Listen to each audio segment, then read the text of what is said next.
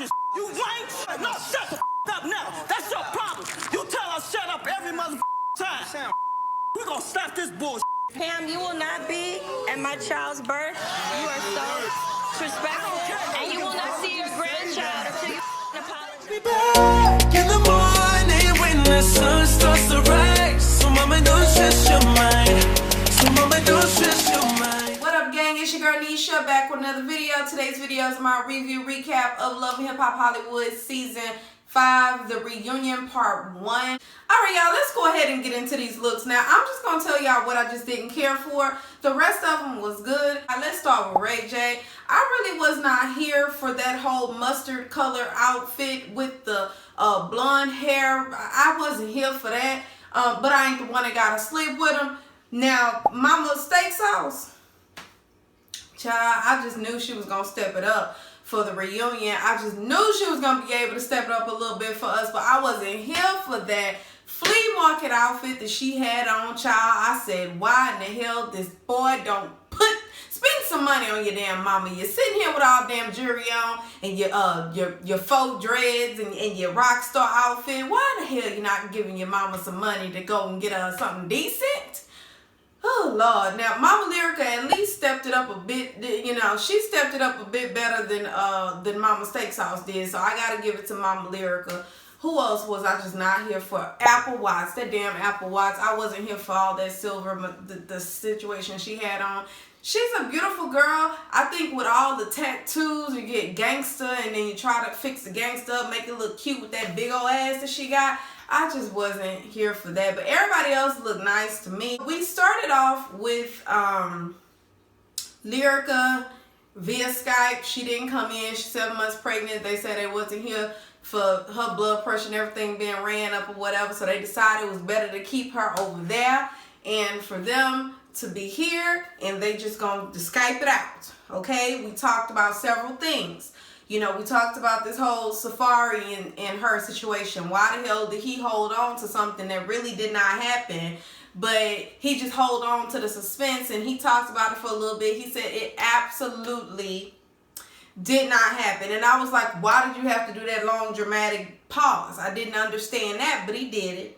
And he says that, you know, he didn't disrespect the homie like that, you know what I mean? It is what it is. It never happened, okay? So we're not going to talk about it no more. Now, we also talked about, he said Ray J is a liar. Safaree says Ray J done made some shit up. Now, I didn't say that, Ray J. You done took everything that I said and you put 10 on it, and then you went to go deliver it to somebody.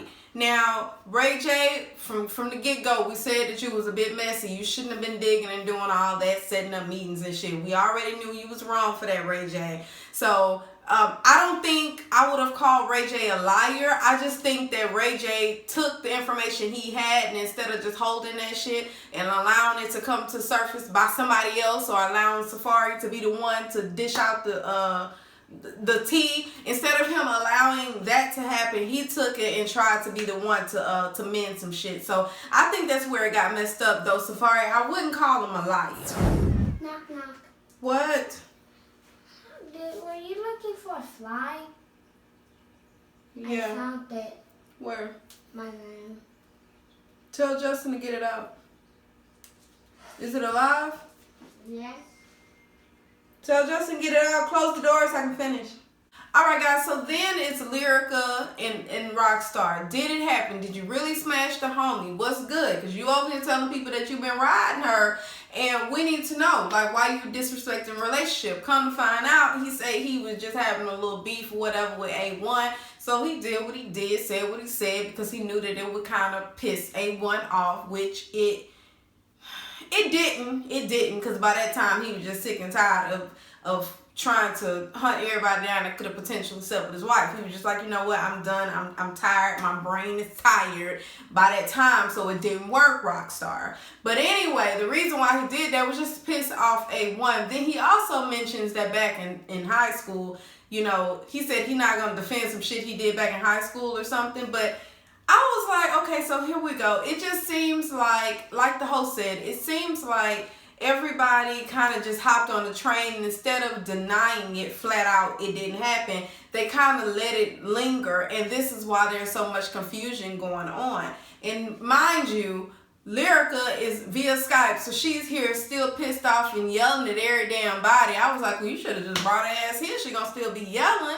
But I get it. You know, too many people lying on you, Lyrica. I guess you a hot commodity out here in these streets, honey. They wanted to see what was in them jeans. And instead of them just being men and just saying, you know what, it never happened, why try to ruin a relationship? Instead of that, they sitting over here causing more issues. And then you got K. Michelle arguing with Rockstar because Rockstar was talking to Moniece. I guess he talking about Moniece or whatever. So this pisses off K. Michelle. K. Michelle saying that she know niggas to go get niggas like that nigga. And I'm just like, hold on.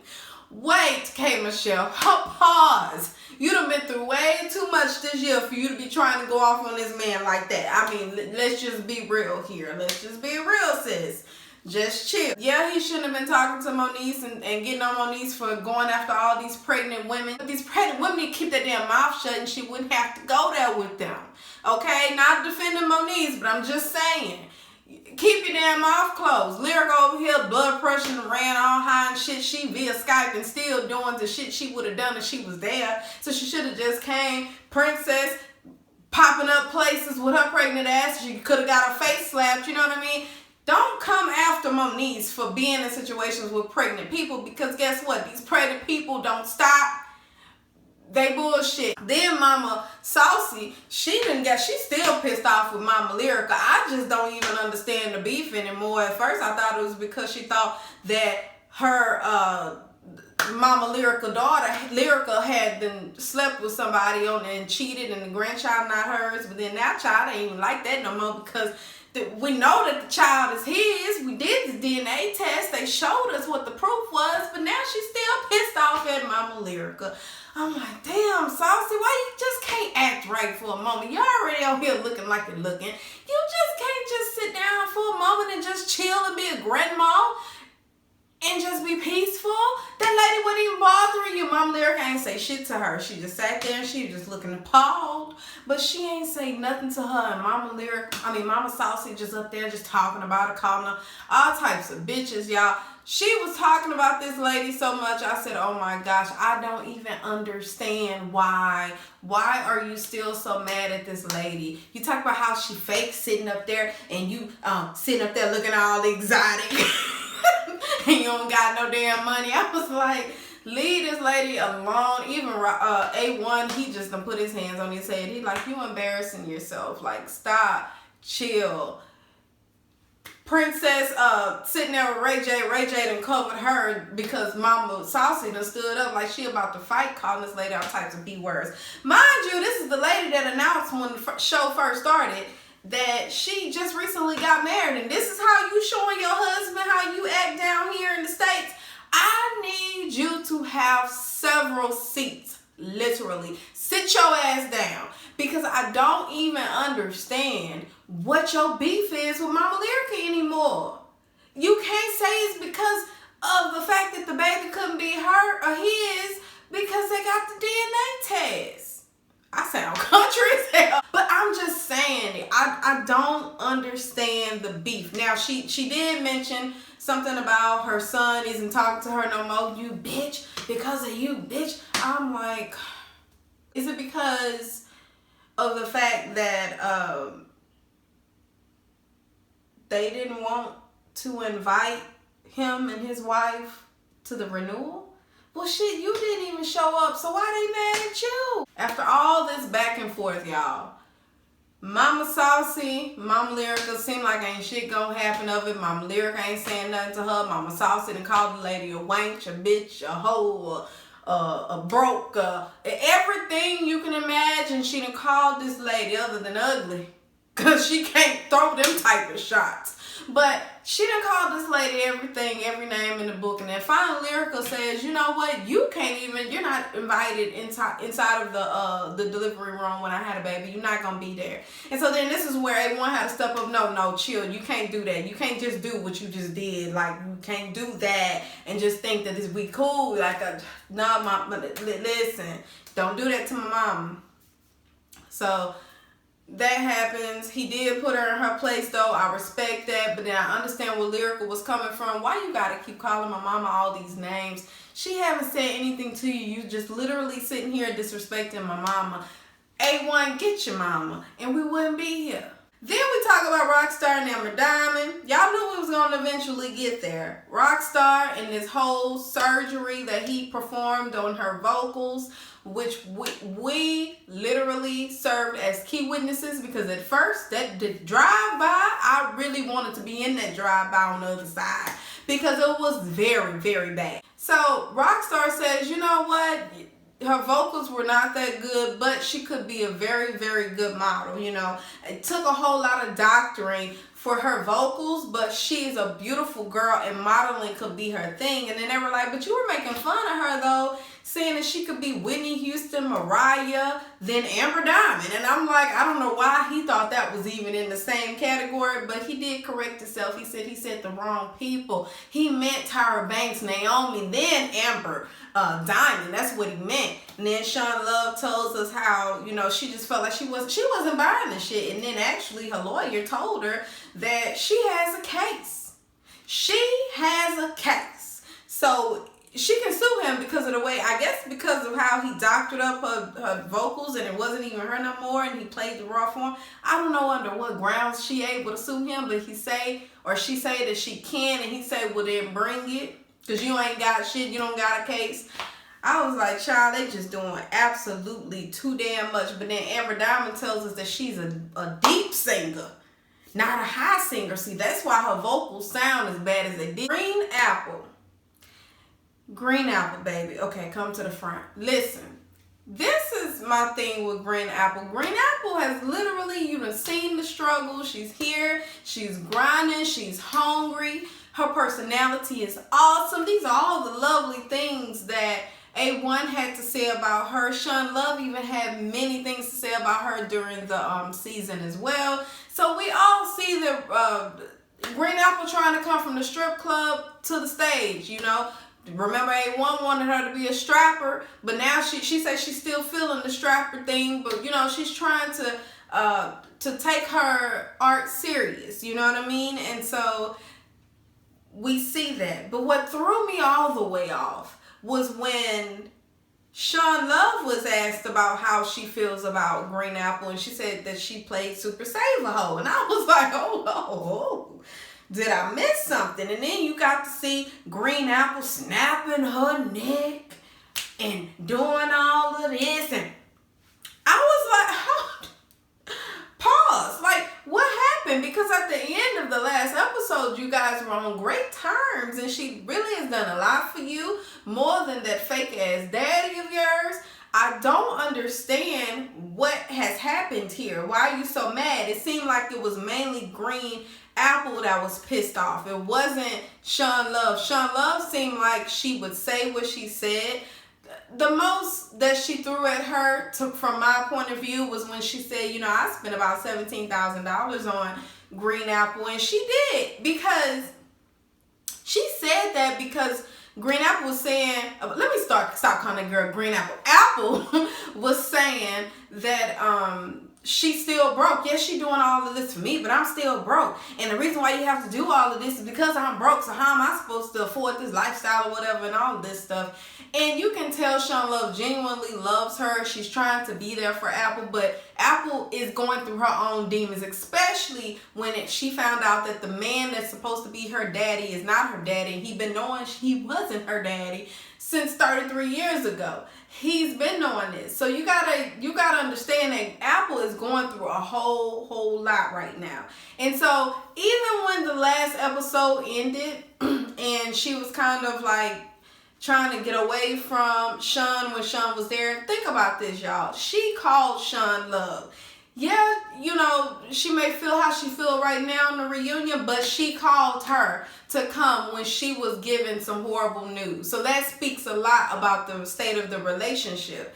Yeah, she may be going, like I said, she's going through whatever she's going through right now, but she knows who's really down for her. And even Shun Love, even after all of the stuff she said on this reunion about Shun Love and all of this and popping the teeth and the mouth and the gums, all that shit, Even after she did all of that, Shun Love said, I still love her. And I think Green Apple, there I go with the damn Green Apple. I think Apple needs to get out of her own way. She needs to realize who's there for her and eliminate the ones that are not. Yeah, some alleged daddy fucked up and he did you how he did you, but guess what?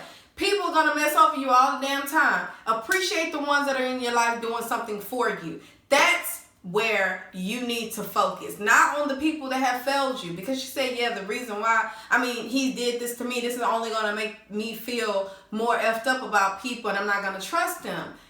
I get what you're saying, boo. Be there for the person, or allow the people that are there for you, genuinely there for you, allow those people to love on you. Yeah, she may not be moving as fast as you want her to move in your career, but she's doing something for you. She got you out of the project. She could have left your ass there because at the end of the day, you were not her child. But she said she looked at you as if you were. That's why she was pissed off at your daddy, how he treated you. And she said, you know what? I knew that never was her daddy because he was ugly. That girl that called that man ugly since she met him. Not to mention that they brought her ugly ass daddy. Well, he was away, but they Skyped him in and he just said he wanted to be there for her, and he had wanted to show her what it is to have a daddy. And he says he tried to tell her 6 years ago, but I guess she didn't listen, or she may have forgot, I don't know. And he knows that she's hurting, but he still wants to be there for her. It's weird. They booed his ass. Just go away. That's just weird. I need you to stop. That's weird at this point. You're not her dad. You don't need to be trying to force yourself in her life. Just peacefully go. Now, I'm interested to know what they're going to do about that last name. She's probably going to have it changed because I think she carries his last name. But other than that, y'all don't need to have any type of relationship, especially not right now. Let that girl heal. If she decides to want to go back and allow you to be a friend in her life, then she'll come to that conclusion. But let her do it on her own time. I need you to stop trying to force stuff. Moniece and AD. Moniece says that they're just in a rocky, touchy-go-y place or whatever verbiage she used. But they're basically here and there. They're working on themselves. They also talk about when she fell out in Rockstar Studio. And, she basically had a panic attack or whatever. And so we talk about that. She says, why would I fake something like that? Mental health is so serious. She even fell out on the dang floor or whatever, just being extra uber dramatic for absolutely no damn reason. But Rockstar says he knows that she was bull crapping. He knows that, and because he knows her. And so anyway, at any rate, y'all, they just go back and forth, and eventually K. Michelle kicks in because she says she don't want to see him talking to a woman the way he's talking to a woman. And you're the type of nigga I send niggas for, or some shit like that. It's just a whole bunch of back and forth. That's all it was. It was just back and forth, back and forth. Eventually, Rockstar leaves. Him and A1, they ditched the reunion. What I have to say about this, Moniece has had a lot happen in her life. This has been a very interesting year and journey for her. Especially with the state of her and AD's relationship. She does still have a child with Fizz, and there's just so much going on for her. She's trying to take her career seriously, but loving hip-hop, they're not focusing on her career. They only focusing on her faults. So people don't really get to see the real her. They only see her reactions to what other people are doing to her. She always end up reacting, you know what I mean? And she's trying to do better. And so I feel like we need to focus on that. Let's not focus on all the negative stuff. Yeah, she's had little arguments or whatever, and yeah, she did pull up on Princess or whatever, but she's doing all of that stuff because I feel like she's reacting. You may take it however you want to feel, but when we go over and talk about Jay Will and Candy, we're going to give him a brief second. He says that he is going to focus more on Jay Will rather than Candy. But Candy ain't going nowhere. She's going to be there forever. You know what I mean? If you want little Candy, you get Candy. If you want Jay Will, you don't get Jay Will. You know what I mean? Lucci says he respects him. He didn't know the lyrics. He said he misunderstood him. I don't know what he thought he had heard. But he says that he does respect it. And Jay Will respects the fact that Lucci is able to respect another artist and the artist's craft. So again, another successful story. So I'm happy for him. And he also apologized to LaBrittany again. She respects him. And she accepted the apologies. He said she understands the struggle. He's just trying to figure out where he belongs in this industry. And there's nothing wrong with that. And so that takes a woman, because anybody could have taken what he said personally. Jay Will did mention about how some people say, oh, he rap gay. And he's like, well, how would you know what gay is? Like, how would you know what gay rap is? And I agree. It shouldn't matter who it comes from. It just matters how it flows and he is. That's all that should matter. I mean, honestly, we don't know half the people that's gay in the music industry, or whether they are, we don't know whether they're straight or gay. Just put it like that. We don't know. And I'm not checking to find out. If that's your sexuality, if I love the music, I love the music. And that's just how I feel. All right, so now we're talking about Ray J and this bouncing beanie. When he was talking to Safaree, every time the camera went back to him, the hat was in a different location. So we talk about that. They gave Baby Melody a little beanie and it said her name on it. It was the cutest little thing. Then they talk about how him seeing Princess deliver Baby Melody, how beautiful it was, brought tears to his eyes, and he just has a different perspective of women and a different respect, a different type of respect for them now. And I love it. I love the mature Ray J. So K Michelle teared up a little bit, and she said because it hit home for her, she doesn't really know what to do with her eggs, and she has, I think, a limited time to figure out whether she's gonna do a surrogate or whether, I think she was gonna, I can't remember, y'all, put it down below, but I think it was if she's gonna keep the eggs or get a surrogate. I could not remember, but put it down below and tell me. But so she got a little bit emotional about that. You know, we know how K Michelle is. She wants her babies. And so I really wish the best for her. I really hope that it works out for her. So the last thing we're going to talk about, y'all, is that damn Akbar and his sister wives, Alejandra, Sade, Teairra Marie, and Paris, okay? So Teairra Marie was asked, you know, what was it about Akbar that just got you, you know, in this frenzy like this? And she said that, you know, back in, before, I think it was before she went to rehab, she says that she met him and then, you know, he started talking to her, his charm was on her and everything, and she just fell for him. She fell for him hard, okay? But she did ask him, was he involved with anybody else? And he said he wasn't. So in her defense, she really thought she had found her a good guy, okay? Until Paris and Nikki began to unravel that whole thing, you know, and he wasn't who she thought he was. At least that's what she told us.